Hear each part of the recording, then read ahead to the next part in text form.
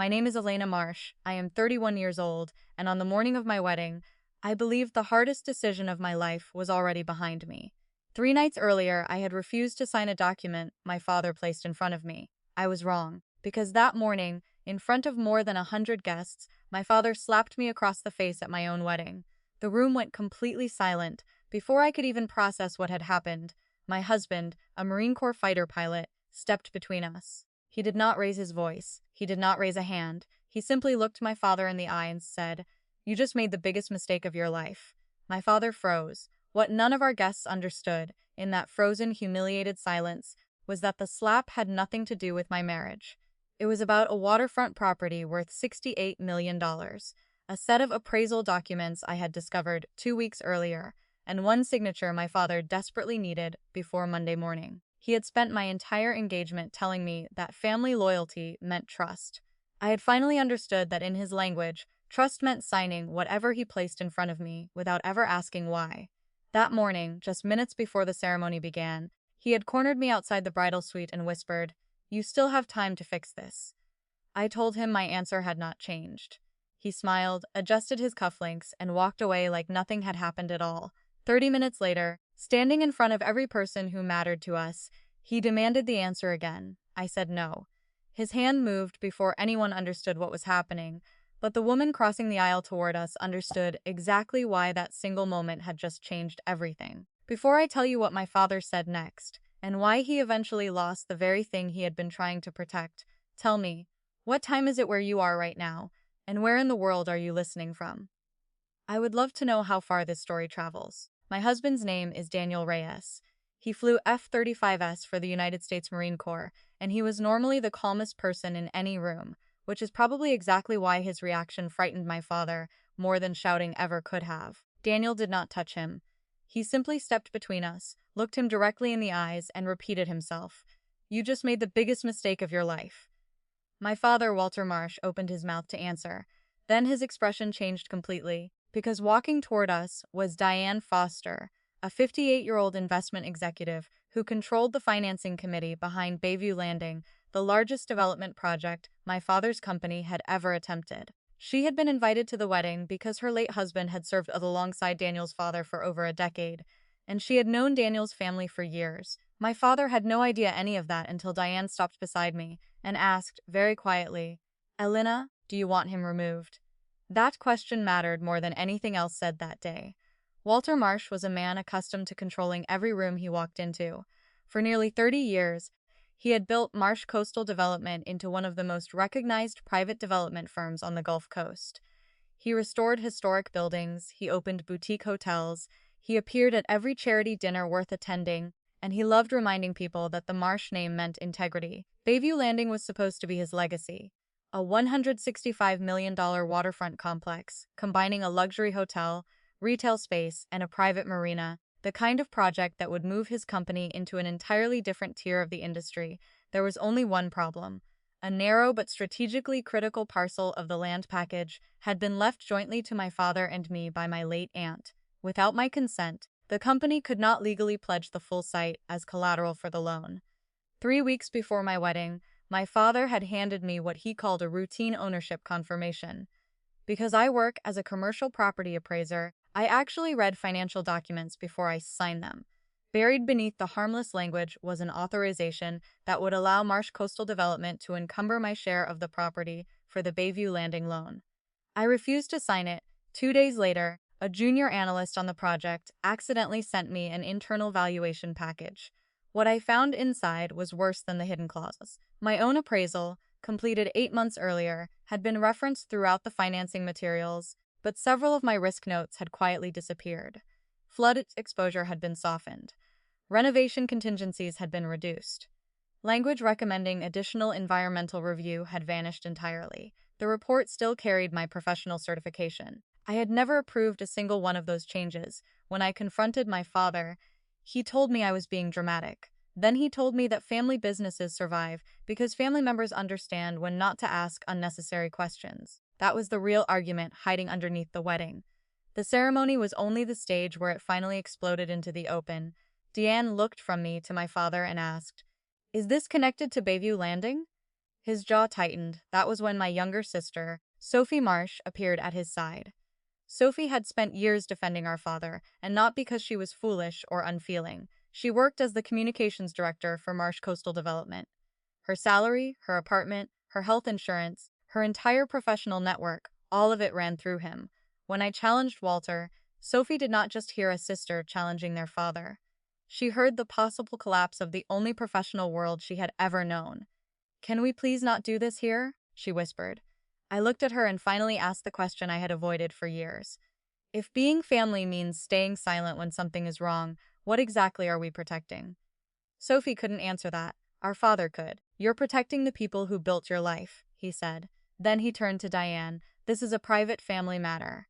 Diane's expression never changed. "You made it public the moment you raised your hand in front of 100 witnesses." For the first time in my life, I watched my father realize he could not control how this story would be told. We did not resume the ceremony right away. Daniel asked the officiant for a few minutes, and most of the guests drifted into the courtyard, while the wedding coordinator tried desperately to pretend the situation was still manageable. I went into a side room with Daniel and Sophie. Diane stayed outside, speaking quietly with two members of her investment team who had also been guests at the wedding. Sophie shut the door and turned on me. "Do you understand what you're doing?" she asked. I almost laughed, because I had heard that exact sentence from our father so many times it sounded rehearsed. "I'm refusing to sign away my property," I said.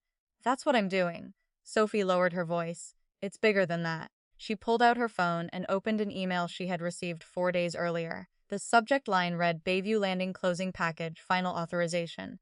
Attached was a PDF with a signature page bearing my full legal name typed beneath it. The signature line itself was blank, but the email from our father's chief operating officer said, "WM expects family authorization resolved before Monday. Proceed on the assumption the Marsh parcel will be included." I stared at my sister. "You knew about this?" She shook her head fast. "I knew Dad believed you would eventually sign. I didn't find out your appraisal had been altered until yesterday." Then she showed me something else. While preparing investor communications, she had noticed an internal presentation describing my valuation as fully supportive of current assumptions. Sophie knew my work well enough to know I would never use language that absolute. She confronted our father the night before the wedding. He told her not to involve herself. Then he reminded her that the company covered the mortgage on her condo through an executive housing benefit, and suggested she think carefully about where her loyalties belonged. Suddenly, years of Sophie defending him looked completely different to me. Yes, she had been benefiting from his control, but she had also been terrified of what would happen the moment that support disappeared. "Why didn't you tell me last night?" I asked. Her eyes filled, but she didn't cry. "Because I kept telling myself he would fix it. I thought if you signed the ownership consent, the rest would get corrected later. And if you didn't," she glanced toward the door, "I think he planned to tell the lenders you had already agreed verbally." Daniel had barely spoken until now. He leaned forward. "Elena, save everything." There was no dramatic speech, no promise of revenge. That was one of the reasons I trusted him completely. He understood that the strongest response to intimidation is almost always documentation. I forwarded Sophie's email to my personal account and saved every attachment. Then I pulled the original appraisal from my professional archive and compared it line by line to the investor version. The differences were not subtle once you knew where to look. 6 material risk references had been altered or quietly deleted. My certification page was still attached to all of it. My father had spent years telling me my career was too cautious, too technical, too obsessed with small details. Now those details were the only thing standing between him and a financing package partly built on claims I had never made. Sophie sat beside me and whispered, "If this gets out, Dad could lose Bayview Landing." I looked at her. "Then why does it feel like everyone is acting like I'm the one who created the problem?" That question finally broke something open in her. She covered her face for a moment and said, "Because blaming you is easier than admitting he did this." When we left the room, our father was waiting. He ordered Sophie to come with him. She didn't move. He looked at me instead. "You think you won because you embarrassed me today?" "No," I answered. "I think you still believe this was about embarrassment." He stepped closer, his voice dropping low. "If you send those documents anywhere, you will regret it." Daniel moved beside me, but I raised my hand. I wanted my father to hear this answer directly from me. I'm not deciding anything based on fear anymore. That was when Diane approached us again, phone in hand. "Walter," she said. Our committee is suspending Monday's closing until we verify the appraisal package. His face went completely still. The first real consequence had arrived before the wedding cake was even cut. The ceremony eventually continued, though it was smaller and quieter than planned. Several guests had already left. Others stayed because Daniel's mother gently reminded everyone that the marriage belonged to us, not to the disruption surrounding it. We exchanged our vows. We signed our marriage license. We left without a formal reception. By that evening, my father had already started fighting back. Sophie called me from her car and said the company's senior leadership had received an internal email describing a family dispute involving a former project consultant that had caused unnecessary confusion around Bayview Landing. The phrase former project consultant referred to me. My father was already trying to reframe the story before anyone could examine the facts. The next morning, a public relations consultant called and asked whether I wanted to issue a statement about claims that personal disagreements were interfering with a major local investment. I declined. I was not going to turn my wedding into a war of press releases. Instead, I contacted the appraisal firm I had completed the original report through and notified their compliance office that an altered version of my work appeared to be circulating with my certifications still attached. I sent only the documents I was legally authorized to share. No rumors, no accusations, no public campaign. The facts alone were enough. By Monday afternoon, the lender requested the complete appraisal history. By Tuesday, the fund's independent review board requested a full audit. By Wednesday, the Bayview Landing closing had been postponed indefinitely. My father called me 11 times. I answered the 12th. "You've made your point," he said. "Withdraw the complaint." "It isn't a complaint," I said. "It's a verification request." "Actually, I don't. Which part do you want me to withdraw? The original report, the altered report, or the fact that I never authorized the changes?" There was a long pause. My father was brilliant when he controlled the vocabulary. He was far less comfortable when someone forced him to describe what had actually happened. "You're destroying a company that supports 38 employees," he said. There it was, the burden he wanted me to carry. If the company suffered, it would be because I had spoken up, not because someone had manipulated a professional document. "Those employees deserve a company whose financing can survive an audit," I replied. He went quiet, then tried a different angle. "Sophie will lose everything because of you." I closed my eyes. For 1 second, the old instinct returned. Fix it, protect everyone, give him what he wants. Daniel, sitting across the kitchen table, didn't interrupt. He just watched me. I realized in that moment that this was the difference between support and control. Daniel believed I could make my own decisions. My father believed love gave him the right to make those decisions for me. "If Sophie loses something because she refuses to participate in this," I said, "that decision belongs to you."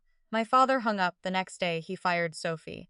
Not officially for helping me, of course. Her termination letter cited restructuring. Her company email was disabled before she even reached the office. Her housing benefit was canceled 30 days later. He expected that to send her running back to him.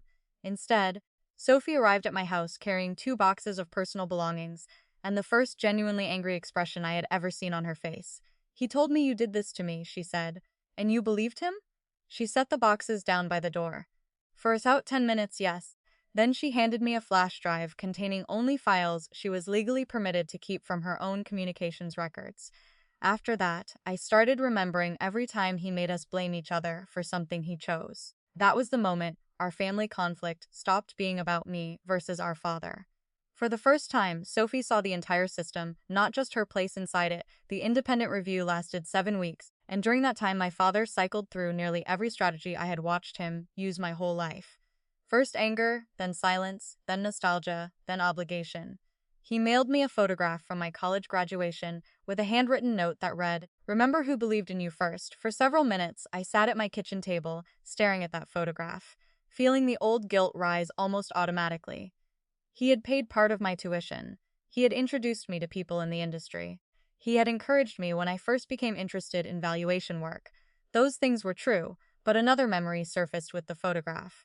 At my graduation dinner, he had introduced me to one of his business partners by saying, "She's talented, but eventually she'll realize the real opportunities are in the family company." Even his pride carried a hidden ownership clause. His support had often been genuine, but somewhere along the way he had started treating every favor as a future claim on my obedience. I placed the photograph in a drawer and did not respond. Sophie struggled more visibly than I did. Losing her job forced her to confront just how deeply her independence had been tied to our father's approval. Her salary was gone. Her health plan ended. The housing benefit attached to her apartment expired, forcing her to move within weeks. Even some people she had considered friends stopped calling, because most of those relationships had started through Marsh Coastal Development in the first place. For the first time in her adult life, she had to wonder whether people respected Sophie Marsh or simply respected Walter Marsh's daughter. She rented a small one-bedroom apartment across town and quietly started applying for jobs without telling our father. The first week brought 9 rejections. By the second week, she had started questioning whether she had ever truly earned anything on her own. One evening, she came to my house carrying takeout and admitted something that stunned me. "I used to think you were selfish for building a career outside the family," she said. "Now I think I was angry because you proved leaving was possible." I didn't answer right away. For years I had resented Sophie for defending him, assuming she chose his side because she loved the comfort he provided more than she loved me. Now I understood that dependence can distort loyalty until fear starts to look like devotion. "You can still build something that belongs entirely to you," I told her. She laughed nervously. At 33, especially at 33, that single conversation repaired more between us than any forced family dinner ever could have. Meanwhile, the Bayview Landing review became far more serious than my father had ever expected. The altered appraisal was only the first issue investigators uncovered. Several internal financial presentations had described projected occupancy rates as nearly guaranteed. Construction contingencies had been narrowed without clearly documenting the assumptions behind them. Environmental review timelines had been presented far more aggressively than the company's own consultants had recommended. None of that automatically meant fraud, and I refused to exaggerate what the documents actually showed. The truth on its own was damaging enough. The pattern suggested a company where employees had gradually learned that bringing Walter bad news was dangerous, while bringing him optimistic numbers was rewarded. The problem was never one fake document created by one villain in a dark room. It was a culture built entirely around one powerful man who had become nearly impossible to challenge. The investment committee concluded that Walter had exercised excessive unilateral control over disclosures, and that Marsh Coastal Development lacked adequate independent review procedures for a project the size of Bayview Landing. Diane's fund gave the company a choice: accept restructuring with independent financial oversight, or lose the financing entirely. My father rejected the first proposal within hours. He told the board that outside oversight would make him look weak in his own company. That decision triggered consequences faster than anyone expected. 2 longtime directors resigned rather than approve continued financing without stronger controls. A regional lender paused an entirely unrelated Marsh Coastal Development project. A hotel operator negotiating a management agreement suspended talks indefinitely. One contractor demanded revised payment assurances before continuing preliminary work. My father had spent 30 years building a reputation strong enough to open any door he wanted. Now that same reputation was becoming fragile, because too much of it depended on everyone believing he was never wrong. Then came the board meeting. Because I owned part of the waterfront parcel, the company invited me to attend the portion of the meeting concerning land control and financing authorization. My first instinct was to decline. I had no interest in watching my father get humiliated. I did not want revenge to become another form of dependency, where my mood still revolved around whether he was winning or losing. Daniel changed my mind with one question: are you going because you want to watch him lose, or because you want control over what happens to your own property? I knew the answer immediately. I went for myself. The meeting took place in a glass conference room overlooking the bay. My father entered last, wearing the same dark suit he reserved for major investor meetings. He looked exhausted, but he carried himself like a man preparing to reclaim lost territory. He barely acknowledged me. Deanne presented the restructuring terms without any drama. Bayview Landing could still move forward, but my father would step down as project executive. An outside chief restructuring officer would supervise all financing disclosures and lender communications. A new compliance committee would review every material investor document. Any valuation carrying an outside professional certification would require written verification before circulation, and any use, transfer, or encumbrance of the Marsh family parcel would require documented approval from every legal owner. My father stared at that final condition. She demanded that, he said, pointing at me. Deanne shook her head. No, property law demanded that. One of the directors added, and frankly, Walter, we should never have operated on the assumption that family ownership meant automatic consent. His jaw tightened. Then he turned toward the board and reached for the argument I knew was coming. You're handing my company to outsiders because my daughter got emotional after a family disagreement. Months earlier, that sentence would have made me question myself. Now I opened my folder, pulled out the original appraisal beside the investor version, and placed them side by side on the table. Show them where emotion changed these numbers, I said. The room went silent. Show them where emotion removed these 6 risk references. Show them where emotion softened the environmental language. Show them where emotion attached my certification to wording I never approved. My father didn't answer, I continued calmly. If the report is accurate, defend it. If the process was proper, explain it. But stop using me as an excuse for decisions I didn't make. For the first time in my life, I watched my father look around a room, waiting for someone to rescue him with silence. Nobody did. The board voted. My father remained CEO of the company he had founded, but he lost direct operational control of Bayview Landing. He was required to accept outside financial oversight, revised governance procedures, and formal limits on unilateral project decisions.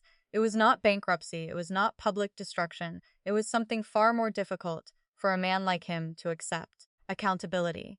The project he had once treated as proof that nobody could question him would now survive only because people finally could. When the meeting ended, my father waited until everyone else had gone.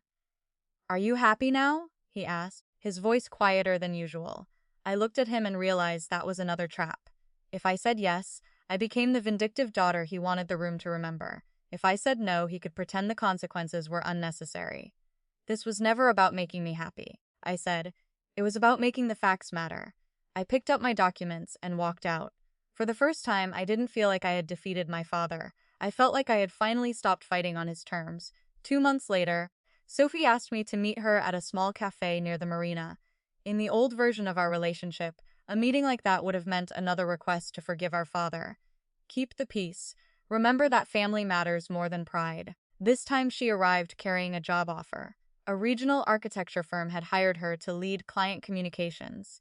The salary was slightly lower than what she had made at Marsh Coastal Development, and she looked happier than I had seen her in years. Nobody there knows Dad, she said. Do you know how strange that feels? I smiled. Terrifying. Amazing.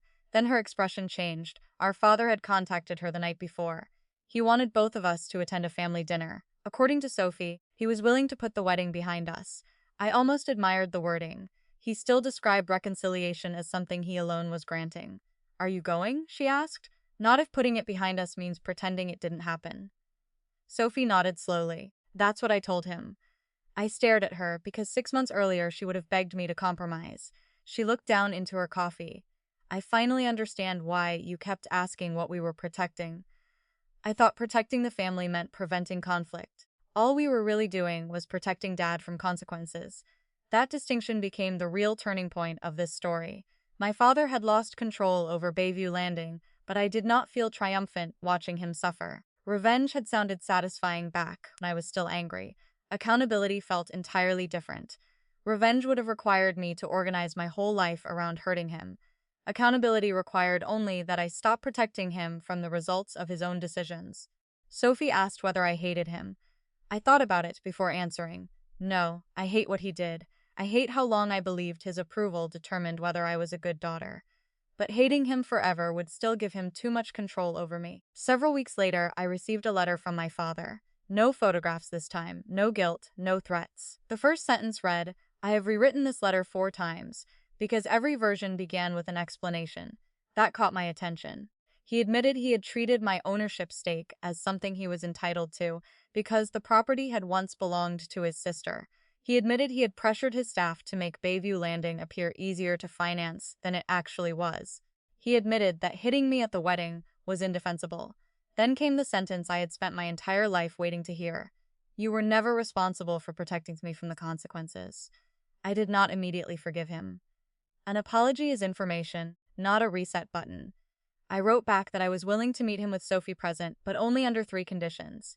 No discussion of transferring my property, no criticism of my marriage, and no attempt to blame other people for his choices. If any boundary was crossed, I would leave. He agreed. At dinner, my father looked older. For once, he did not sit at the head of the table. Nobody planned that. It simply happened. Halfway through the meal, he started to say, "I only pushed you because," then stopped himself. "No," I said gently. "That's the explanation again." Sophie and I looked at each other. It was a small moment, but it mattered more to me than watching him lose a board vote. Losing power had finally forced my father to face something nobody in our family had ever successfully taught him. Being respected is not the same thing as being obeyed. A year after my wedding, Bayview Landing finally broke ground under its new oversight structure. My father attended the groundbreaking ceremony, but he did not give the keynote speech. Diane did. My name appeared nowhere in the promotional materials, exactly as I had requested. I had no interest in becoming known for a family scandal. I wanted my professional work to remain my work. Marsh Coastal Development survived. Some people listening to this might consider that an unsatisfying ending. They may want the villain bankrupt, abandoned, publicly destroyed. But life taught me something more useful than that. The consequence that actually changed my father was not losing every dollar he owned. It was losing the unquestioned authority he believed money, parenthood, and reputation had earned him forever. His board could challenge him now. His investors could verify him. Sophie could support herself without him. I could say no and still build a good life. For a man who had spent decades confusing control with respect, those changes were enormous. Daniel kept flying with the Marines, and our marriage grew stronger, not because he had rescued me at the altar, but because he never once tried to replace my father as the person making decisions for me. That distinction mattered more than anything else. When he stepped between us at the wedding, his greatest act of protection wasn't threatening my father. It was creating enough space for me to decide what happened next. On my own terms, Sophie built an entirely new career outside the family company, and she eventually told me that getting fired had been both one of the most frightening and one of the most educational experiences of her life. It taught her financial independence, professional confidence, and the difference between gratitude and obligation. My relationship with my father remains complicated. We speak, we occasionally have dinner. There are still moments when his old instincts resurface. When they do, I no longer argue for hours trying to convince him my boundary is reasonable. I simply enforce it. That has become one of the most valuable lessons of my life. Boundaries are not arguments you have to win. They are decisions about what you will and will not participate in. Looking back, the slap at my wedding was never the moment my father destroyed our family. It was the moment the private rules governing our family finally became visible to everyone in that room. For years, Sophie and I had adapted to those rules without ever naming them out loud. Keep him happy. Avoid embarrassing him. Accept the help and remember the debt. Protect his reputation.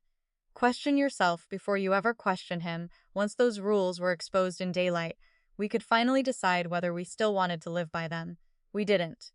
If there is one lesson I hope you take from my story, it is that education does not happen only in classrooms, and knowledge is not limited to degrees or professional skills.